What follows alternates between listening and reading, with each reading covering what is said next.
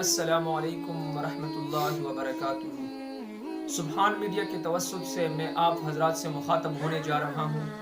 محترم ناظرین، چونکہ رمضان مبارک کا مہینہ جو رحمتوں اور برکتوں کا مہینہ ہے چل رہا ہے، اس مہینے کے متعلق اہم اور پیچیدہ مسائل ہم آپ حضرات سے وقتاً فوقتاً شیئر کرتے رہیں گے۔ آج ہم بات کرتے ہیں ایک بہت اہم اور پیچیدہ مسئلے کے بارے میں کہ حالت روزہ میں غسل واجب ہونے کی صورت میں کھلی کرتے وقت یعنی منہ میں پانی ڈالتے وقت غرغرے کرنے کا کیا حکم ہے، شریعت میں اس کا کیا حیثیت ہے۔ تو یہ مسئلہ اور اس طرح کے اور بہت سے مسائل جس میں ابتلاء عام ہے اور کم علمی کی وجہ سے لوگوں نے اپنے آپ کو مشقت میں ڈالا ہوا ہے۔ تو آئیے ہم بات کرتے ہیں اس مسئلے پر کہ ایک آدمی پر روزے کی حالت میں غسل واجب ہو جائے تو کھلی کرتے وقت ان پر غرغرے کرنا لازم نہیں، بلکہ پوری منہ کا کھلی کرنا، یہ یعنی پوری منہ میں پانی ڈالنا اس پر لازم ہے۔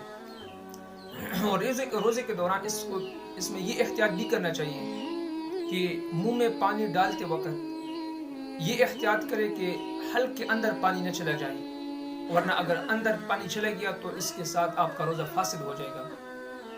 اب غرغرے تو اس میں بالکل کرنا ہی نہیں ہے۔ پھر بعض لوگ اس طرح کرتے ہیں کہ افطاری کے بعد لوگ غرغرے کرتے ہیں اور اس کو لازم سمجھتے ہیں، حالانکہ غرغرے کرنے کا شریعت میں کوئی اثر اور کوئی حقیقت نہیں، بلکہ یہ تو صرف مبالغہ کرنے کے لیے ہے کہ کلی کرتے وقت کلی میں مبالغہ پیدا ہو جائے۔ تو یہ لہٰذا ہمارا جو غسل ہے یہ بغیر اس کے غرغرے کے مکمل ہو جاتا ہے، لہٰذا اس میں احتیاط کرنا چاہیے اور ان مسائل سے ہمیں اپنے آپ کو آگاہ کرنا چاہیے۔